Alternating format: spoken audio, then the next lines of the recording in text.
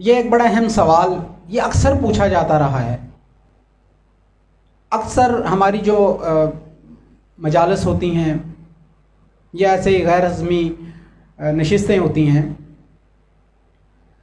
تو اس میں اکثر اس بات میں کوئی نہ کوئی شخص ایسی بات کر جاتا ہے کہ جسے ہم جملہ معترضہ کے طور پر ہم لیتے ہیں، بعض دفعہ ہم تنقید سمجھتے ہیں اسے، یا یہ سمجھتے ہیں کہ یہ شاید عقیدے کی پختگی نہیں ہے یا عقیدہ اس کا پختہ نہیں ہے۔ ایسی باتوں کو ہم اس ضمن میں لے لیتے ہیں اور کوئی تسلی بخش جواب یا ایسی دلیل وہ کبھی نہیں ہم دیتے، بلکہ ہم اس چیز کا دفاع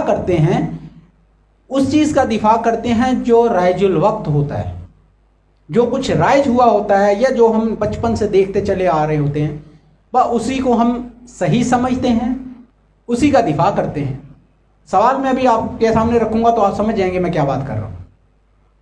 وہ یہ ہے کہ اولیاء اللہ بزرگان دین کے مزارات کی زیارت اور حاضری، اس کے آداب کیا ہیں؟ کیا جو ہم جا کے وہاں کرتے ہیں وہ سب صحیح ہے یا ہم کہیں کچھ غلط کرتے ہیں، یا مزارات پر جانے کا طریقہ کیا ہے؟ اولیاء اللہ بزرگان دین کے مزارات پر جانے کو ہم بہت اہمیت دیتے ہیں۔ تو اولیاء اللہ بزرگان دین کے مزارات پر جانا یہ بحث نہیں ہے کہ مزارات پر جانا صحیح ہے یا غلط ہے، نہیں، سوال یہ نہیں ہے۔ مزارات پر جانا درست ہے، صحیح ہے، سوال یہ نہیں ہے۔ سوال یہ ہے کہ جانا اور جانے کے بعد وہاں کرنا کیا ہے، کیا کرنا ہے اور کیا نہیں کرنا۔ اولیاء اللہ بزرگان دین کے مزارات پر جا کر کیا کرنا ہے اور کیا نہیں کرنا، کیا کریں گے تو جانے کا فائدہ ہوگا اور کیا کریں گے جانے کا نقصان ہوگا، یہ ہے اصل بات ہو رہی ہے عقیدہ اہل سنت۔ میں نے پہلے بھی عرض کیا تھا کہ ہم جو بھی گفتگو کر رہے ہیں وہ عقیدہ اہل سنت اور تصوف و طریقت یا عقیدہ اہل تصوف و طریقت، اس تناظر میں گفتگو کر رہے ہیں نا۔ تو جب اس میں بات کر رہے ہیں تو ان تمام نظریات، عقائد جو ان کے مخالف ہیں، ناقد ہیں، منکر ہیں، ان کی تو ہم نے بات کرنی نہیں ہے، یا ان کی تنقید کو، ان کی بات کو تو ہم نے لینا ہی نہیں ہے، اپنی بحث کا حصہ ہی نہیں بنانا، وہ ایک الگ موضوع ہو جاتا ہے۔ عقیدے میں رہتے ہوئے اہل عقیدہ سے مخاطب ہوں میں، یعنی اس عقیدے کے دائرے میں رہتے ہوئے اپنے ہی عقیدے والے لوگوں سے، اہل عقیدہ سے یہ بات کر رہا ہوں۔ اب اس میں جو اس عقیدے سے باہر کی بحثیں ہیں اس کو ہم نے اس میں لینا ہی نہیں ہے۔ باہر والی بحثیں کیا ہیں؟ اس عقیدے سے باہر کی بحثیں یہ ہیں کہ مزارات پر جانا ہی ٹھیک نہیں ہے، درباروں پر جانا ہی ٹھیک نہیں ہے، عرسوں پر جانا ہی درست نہیں ہے، یہ بحثیں ہیں نا۔ ان کو تو ہم لینا ہی نہیں، ہم نے اپنی گفتگو میں ہم نے وہ بات کرنی ہے جو ہمارے عقیدے کے اندر کی بات ہے۔ عقیدہ اہل سنت، اہل طریقت، اہل تصوف، وابستگان اولیاء، صوفیاء، یہ جو تصور ہے اس کے اندر کی بات کو لینا ہے ہم نے۔ تو جب یہ بات کہی جا رہی ہے کہ مزارات اولیاء، اولیاء اللہ بزرگان دین کے مزارات پر زیارت کے لیے جانا، تو اس کے آداب کیا ہیں؟ تو جب یہ بات آ گئی تو اس کا مطلب یہ ہے کہ پہلے والی بات کو تو قبول کر لیا گیا ہے، اب اگلی بات کرنی ہے۔ تو اب میرا مخاطب وہ لوگ ہیں جو اہل طریقت ہیں، جو وابستگان سلاسل طریقت ہیں وہ مخاطب ہیں، اور جو اس تصور اس نظریے کے مخالف ہیں یا منکر ہیں تو ان کو تو ہم نے ابھی ایڈریس ہی نہیں کر رہے نا، اس بات کو تو ہم نے لینا ہی نہیں ہے اپنی گفتگو میں۔ یہ میں بات زور دے کے اس لیے کر رہا ہوں ناظرین، یہ بات زور دے کر اس لیے کر رہا ہوں کہ یہ بات پہلے ذہن میں اچھی طرح پختہ ہو جائے، بیٹھ جائے کہ جو شخص بات کر رہا ہے وہ اولیاء اللہ بزرگان دین کے مزارات پر جانے کو جائز بھی سمجھتا ہے، مسنون بھی سمجھتا ہے، مستحب بھی سمجھتا ہے، افضل بھی سمجھتا ہے، اور خود اولیاء اللہ بزرگان دین کے مزارات پر جانے کے عمل کرنے کو اپنے معمولات زندگی میں بہت اہمیت دیتا ہے۔ وہ ہے شخص بات کرنے والا جس کا تعلق ایک خانوادہ تصوف سے ہے، جس کا تعلق ایک سلسلہ طریقت سے ہے، جس کا نسبی تعلق خانوادہ تصوف سے ہے۔ وہ شخص بات کر رہا ہے کہ جو پیدا ایسے ماحول میں ہوا، زندگی ایسے ماحول میں گزاری کہ یہ سارے نظریات، یہ تمام باتیں یہ کم از کم بتانے کی، سمجھانے کی ضرورت نہیں ہے، اور جن سے میں مخاطب ہوں وہ بھی وہی لوگ ہیں کہ جن کا اوڑھنا بچھونا صوفیہ اولیاء اللہ بزرگان دین کی محبت بنا رہا اور ہے، اور یہ بڑی سعادت مندی ہے، یہ بڑی اللہ تعالیٰ کی نعمتوں میں سے ایک نعمت ہے۔ اولیاء اللہ بزرگان دین کی محبت دل میں ہونا یہ اللہ تعالیٰ کے انعامات میں سے ایک انعام ہے۔ کیوں کہ انعام یافتہ لوگوں کے راستے پر چلنا یہی تو سب سے بڑا انعام ہے۔ انعام یافتہ لوگوں کے راستے پر چلنے والا وہی ہے جس پر انعام ہوگا نا، تو ان کے راستے پر وہی چلے گا جس کے دل میں انعام یافتہ لوگوں کی محبت ہوگی۔ جب انعام یافتہ، اللہ کے انعام یافتہ لوگوں کی دل میں محبت ہوگی تو ظاہری بات ہے کہ ان کی صحبت میں، ان کی مجلس میں، ان کی خدمت میں، ان کے مزارات پر، ان کی خانقاہوں پر حاضر ہونا لازمی امر ہے۔ لیکن یہ ساری تمہیدی گفتگو کے بعد اصل بات کیا ہے کہ یہ سارا کچھ تو ٹھیک ہے، لیکن شرائط کیا ہیں، آداب کیا ہیں، اس کے اوپر بات نہ کی جاتی ہے، اور اگر کوئی کرے تو سنی نہیں جاتی۔ لیکن شاید یہی وقت ہے اس طرح کی گفتگو یا اس طرح کی باتوں کو یا اس طرح کے جو مسائل ہیں اس پر بات کی جائے۔ تو اب آتے ہیں ہم جواب کی طرف۔ معزز سامعین اکرام، ناظرین، یہ جو عمل ہے مزارات پر حاضری دینے کا، اس میں ایک بہت بڑا مسئلہ وہ ہے افراط و تفریط کا۔ اب یہ افراط و تفریط کیا ہے؟ ایک طبقہ وہ ہے جس کا ذکر میں نے پہلے کیا ہے، اور مزارات پر حاضری دینے کو، دعا مانگنے کو، وہاں جانے کو وہ اس کا قائل ہی نہیں ہے، بلکہ اسے شرک یا بدعت یہ تصور کرتا ہے۔ ایک طبقہ تو یہ ہو گیا۔ یہ والا طبقہ میرا مخاطب نہیں ہے۔ یہ کون سا طبقہ ہے؟ یہ کلیتاً مانتا ہی نہیں ہے، لیکن جو مانتے ہیں اس میں جو مسئلہ ہے سب سے بڑا وہ ہے افراد کا۔ یہ طبقہ تفرید کی طرف ہے، اور وہ جس طبقے کی اب میں بات کرنے لگا ہوں وہ افراد کی طرف ہے۔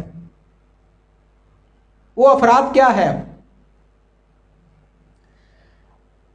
دیکھیں، औलिया अल्लाह बुजुर्गान दीन के मज़ारात पर जाना सहाबा कराम की सुन्नत से भी साबित है, और उसके बाद ताबईन, तबा ताबईन और दीगर औलिया सालिहीन आइम्मा मुज्तहिदीन, ये उनकी सुन्नत रहा है। और ज़ाहिरी बात है कि जिनके ज़रिए हम तक अकीदा पहुँचा, जिनके ज़रिए इस्लाम हम तक पहुँचा, जिनके ज़रिए अकायद हम तक पहुँचे, जो उनके मामूलात रहे, वो हमारे लिए फिर हुज्जत बने, वो हमारे लिए फिर दलील और हुज्जत हैं। तो औलिया अल्लाह बुजुर्गान दीन के मज़ारात पर जाना, ये औलिया सूफिया, ये उनका तरीक़ भी रहा है, उनकी सुन्नत भी रहा है, और पीछे तक जैसे मैंने अर्ज़ कर दिया। लेकिन अब जो असल बहस वो ये है कि जाकर करना क्या है, करना क्या है और किस तरह हाजिर होना है। तो इसके लिए सबसे पहले कॉल हम लेते हैं हज़रत शाह अब्दुल हक मुहद्दिस देलवी, उनका कॉल हम लेते हैं इस बारे में। वो क्या फरमाते हैं? वो फरमाते हैं कबूर औलिया यानी मज़ारात औलिया की ज़ियारत के आदाब में से है कि ज़ायर, ज़ियारत करने वाला, कब्र की तरफ मुँह, मज़ार की तरफ यानी कब्र की तरफ मुँह, और किबले की जानब पीठ करके साहिब कब्र के मुँह के बराबर खड़ा हो जाए, सराहने वाली साइड पे, उसे सलाम कहे, यानी साहिब मज़ार को सलाम पेश करे, लेकिन हाथ से कब्र को ना छुए और ना कब्र को बोसा दे और ना कब्र के सामने झुके और कब्र के सामने मट्टी पर अपना मुंह ना मले, क्योंकि यह तरीका नसारा का है, ईसाइयों का है। कब्र के पास कुरान हकीम की तिलावत इमाम आज़म अबू हनीफा के नज़दीक बाआवाज़ बुलंद मकरूह है, मगर हज़रत इमाम मोहम्मद रहमतुल्लाह अलैह के नज़दीक मकरूह नहीं है। उलमा अहनाफ में से सदर शहीद ने इमाम मोहम्मद के कौल को इख्तियार किया है, क्या कि तिलावत मकरूह नहीं है, और हज़रत इमाम आज़म अबू हनीफा क्या फरमाते हैं? मकरूह है। बाआवाज़ बुलंद तिलावत मकरूह है, लेकिन आहिस्ता आवाज़ में वो ठीक है, दुरुस्त है।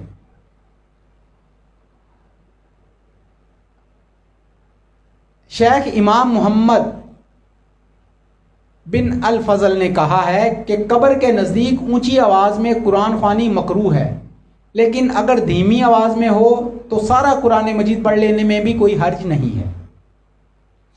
अब यहाँ से ये कौल मैंने एक पेश कर दिया आपके सामने, यहाँ से बात जो ज़हन में रखनी है कि अब ऐसा ना हो कि इस बात को सुन के तो आप बिल्कुल कहें कि भाई ये क्या बात कर दी, ये तो सारा कुछ ही उलट पुलट करके रख दी, बात करके सारा कुछ ही हमारा तो पूरा निज़ाम ही उलट पुलट कर दिया, हम कैसे ये बात मान लें। तो मैंने इसलिए तमहीद बांध दी थी कि बात करने वाला कौन है और जिनसे मैं मुखातिब हूँ वो कौन है। हम सब एक ही हैं, हम एक ही दायरे के लोग हैं सब, लेकिन बात को आदाब, शरीयत, असूल इसके मुताबिक समझना, क्योंकि आदत नहीं है, रवाज ख़त्म हो गया है, मिजाज नहीं रहे ऐसी बात सुनने के।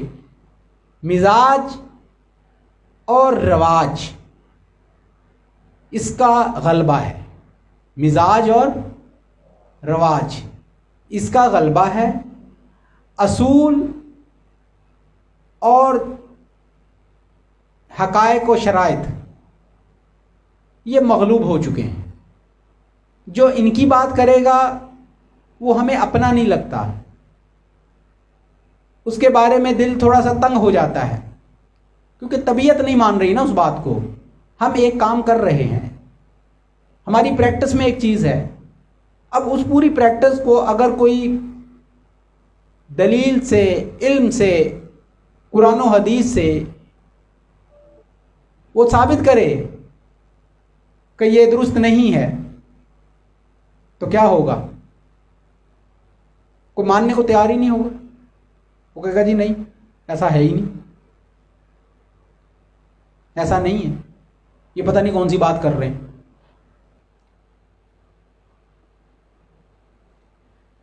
اب یہاں تک تو بات آپ نے سن لی، سمجھ لی، لیکن یہ بات ذہن میں رکھیے گا کہ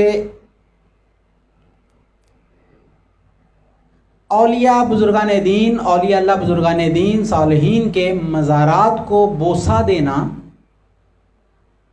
چومنا، بوسہ دینا، یہ ضروری امور میں سے نہیں ہے، یہ فرض نہیں ہے، یہ واجب نہیں ہے، یہ سنت نہیں ہے، اور یہ مستحب بھی نہیں ہے۔ بات کو سمجھیں، میں نے پہلے بتا دیا نا، ہر عمل کا ایک دائرہ ہوتا ہے، ایک اس کی حیثیت ہوتی ہے، ایک اس کا درجہ ہوتا ہے، لیکن یہ مباح ہے۔ کیا ہے؟ مباح۔ اگر آپ کریں گے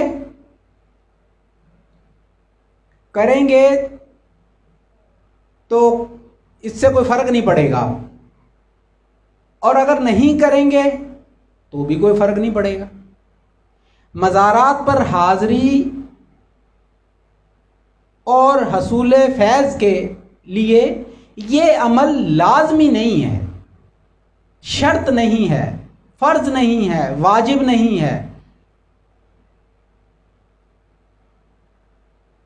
اولیاء اللہ بزرگان دین کے مزار پر جا کے ماتھا ٹیکنا، چومنا، یہ ضروری امور میں سے نہیں ہے، لیکن کیونکہ یہ پریکٹس اتنی عام ہے،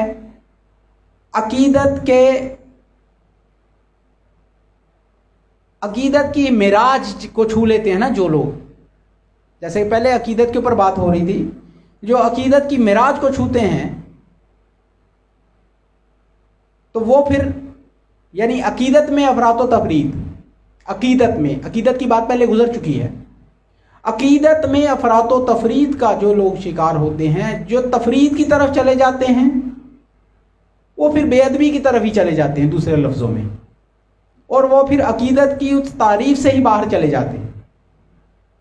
لیکن جو افراط میں چلے جاتے ہیں، جو زیادتی کی طرف چلے جاتے ہیں، غلو کی طرف چلے جاتے ہیں، وہ پھر کچھ ایسے معمولات کی طرف چلے جاتے ہیں، یا ایسے اعمال ان سے سرزد ہوتے ہیں کہ وہ اصل میں اس دائرے سے باہر چلے جاتے ہیں، وہ شرائط کو بائی پاس کر جاتے ہیں، آداب کو بائی پاس کر جاتے ہیں۔ اسی طرف اشارہ ہے کہ ضروری امور میں سے نہیں ہے، لیکن منکرین اور مخالفین کے رد عمل کی وجہ سے یا ان کے رد عمل میں اس عمل کو بے ادبی اور گستاخی سمجھنا بھی ٹھیک نہیں ہے۔ آپ کو بات سمجھ میں آ رہی؟ ایک کام آپ نے کہا تھا کہ کچھ اس میں کنفیوژن پیدا ہوئی ہے، دوبارہ سے ذرا بات کو سمجھیے گا، مزید اس کو واضح کرتا ہوں۔ ایک کام، پہلا حصہ کیا ہے گفتگو کا، کہ یہ جو عمل ہے، یہ جو کام ہے، یہ ضروری نہیں ہے، ضروری نہیں ہے، لازمی شرط نہیں ہے، حاضری کے جو تقاضے ہیں ان میں سے کوئی اہم تقاضا نہیں ہے۔ یہ بات صرف اتنی سمجھائی گئی ہے۔ مثال کے طور پہ ایک شخص آ کے بوسہ لیتا ہے، ایک پیر بھائی آ کے بوسہ کر لیتا ہے مزار کو، اور دوسرا نہیں لیتا۔ ایک آ کے بوسہ لیتا ہے، ایک نہیں لیتا۔ ایک آ کے ماتھا ٹیکتا ہے، دوسرا نہیں ٹیکتا. ایک کے بوسہ لینے اور ماتھا ٹیکنے اور دوسرے کا بوسہ نہ لینے اور ماتھا نہ ٹیکنے، اس بنیاد پر آپ اس کی عقیدت اور محبت کو نہیں پرکھ سکتے، اس پر نہیں جان سکتے. لیکن کہاں اگر وہ شخص جو ایسا نہیں کر رہا وہ عالم دین ہے، وہ شریعت کا عالم ہے، وہ اہل علم ہے، اگر وہ یہ عمل کر رہا ہے یعنی گریز کر رہا ہے تو اس پر اعتراض نہیں بنتا، اس پر اعتراض نہیں بنتا. کیوں کہ وہ اپنی انڈرسٹینڈنگ کے مطابق صحیح کر رہا ہے، وہ اپنے نالج اپنی انڈرسٹینڈنگ کے مطابق صحیح کر رہا ہے. اور جو آگے بوسہ لے رہا ہے اس کو بھی غلط نہیں کہا جا سکتا، کیوں کہ وہ اپنی انڈرسٹینڈنگ کے مطابق صحیح کر رہا ہے. بات میں جو سمجھانا چاہ رہا ہوں معزز سامعین ناظرین، میں بات جو سمجھانا چاہ رہا ہوں میں ایک دفعہ اس کے اوپر دوبارہ اس کو رپیٹ کرتا ہوں. میرا سمجھانے کا مقصد وہ یہ ہے کہ بعض امور ایسے ہوتے ہیں کہ وہ کرنے اور نہ کرنے اس بنیاد پر ہم بڑے ججمنٹل ہو جاتے ہیں، ہم بندے کو جج کرتے ہیں، ہم اس کے عقیدے، محبت، ارادت، عقیدت کو جانچتے ہیں، پرکھتے ہیں اس بنیاد پر. یعنی اس طرح کی چیز دیکھ کر ہم اندازہ لگاتے ہیں کہ یہ کتنا عقیدت مند ہے یا کتنا یہ اس کے اندر پختگی ہے. میں جو بات سمجھا رہا ہوں میں نے شریعت اور اصول طریقت میں نے اس کی روشنی میں بات کرنی ہے. وہ یہ کہ جو عمل ایک شخص کر رہا ہے وہ اپنی انڈرسٹینڈنگ کے مطابق کر رہا ہے، وہی عمل دوسرا نہیں کر رہا، وہ اپنی انڈرسٹینڈنگ کے مطابق کر رہا ہے. دونوں اپنی جگہ درست ہیں. جس نے چوما، اگر جس نے نہیں چوما اس نے اس پر تنقید کی تو یہ بھی مناسب نہیں. اور جس نے نہیں چوما اور جس نے چوما اس نے نہ چومنے والے پر تنقید کی، یہ بھی درست نہیں ہے. بلکہ اس کو دونوں کو چاہیے حسن ظن رکھیں اور اس کو یہ سمجھیں کہ یہ وہ معاملہ ہے، اس کے اوپر ایک دوسرے پر تنقید اور تنقیص کرنا یہ درست عمل نہیں ہے. یہاں تک بات ہو گئی. اب اس عمل کو منع کرنے کی وجہ کیا ہے؟ بوسہ لینے، ماتھا ٹیکنے سے منع کرنے کی وجہ کیا ہے؟ اس کے بارے میں حضرت پیر سید مہر علی شاہ رحمۃ اللہ تعالی علیہ وہ فرماتے ہیں. سلسلہ چشتیہ کے پاکستان کی بڑی معروف اور بڑی مشہور بزرگ ہیں. معزز سامعین کرام، اب بات سمجھیے گا. یہ جو کہا ہے نا کہ بہتر یہ ہے کہ ایسا عمل نہ کیا جائے، یعنی نہ چوما جائے، نہ ماتھا ٹیکا جائے، تو یہ کیوں کہا گیا ہے؟ پیر مہر علی شاہ فرماتے ہیں بہتر یہی ہے کہ ارباب علم اور قوم کے رہنما مزارات کو بوسہ نہ لے، تاکہ دیکھا دیکھی میں بے علم اور عام ان پڑھ لوگ گمراہی کے بھنور میں نہ پھنس جائیں، کیونکہ وہ جہالت کی وجہ سے بوسہ اور سجدے میں تمیز نہیں کر سکتے. بوسہ، ماتھا ٹیکنے اور سجدے میں کیونکہ وہ تمیز نہیں کر پائیں گے. اہل علم جو رہنما ہوتے ہیں، رہبر شریعت ہوتے ہیں، اگر وہ یہ عمل کریں گے تو پیچھے ان کو دیکھنے والے بھی وہی عمل کریں گے اور اس کو حجت بنا لیں گے، اس کو دلیل کے طور پر لیں گے. اور پھر کیا ہوگا؟ وہ دلیل بنے گی اور پھر بات تعظیم سے آگے بڑھے گی. ادب اور تعظیم سے بڑھ کر وہ پھر اس طرف چلے جائے گی کہ جو بہرحال توحید اور شرک پھر اس کی دہلیز پر پہنچ جائیں گے. یعنی توحید کے دائرے سے نکلنے کی طرف چلے جائیں گے اور شرک کے قریب قریب ہو جائے گا معاملہ. اب وہ شرک کی کون سی قسم ہوگی، کون سے دائرے کا، کون سے درجے کا، یہ ایک الگ بحث ہے. لیکن بہرحال عمل پھر اس طرف جانا شروع ہو جائے گا انجانے میں. تو اس لیے احتیاط یہ بتائی گئی کہ اس عمل سے گریز کریں. تعظیماً بوسہ فی نفس ہی منع اور ناجائز نہیں ہے. بوسہ لینا، مزار کو بوسہ لینا فی نفس ہی منع اور ناجائز نہیں ہے. بوسہ لینا ناجائز نہیں ہے، منع نہیں ہے، لیکن احتیاط، تقاضا یہ ہے کہ احتیاط کی جائے. اور کن لوگوں کے لیے؟ جو اہل علم ہے. اہل علم کے لیے احتیاط لازم ہے.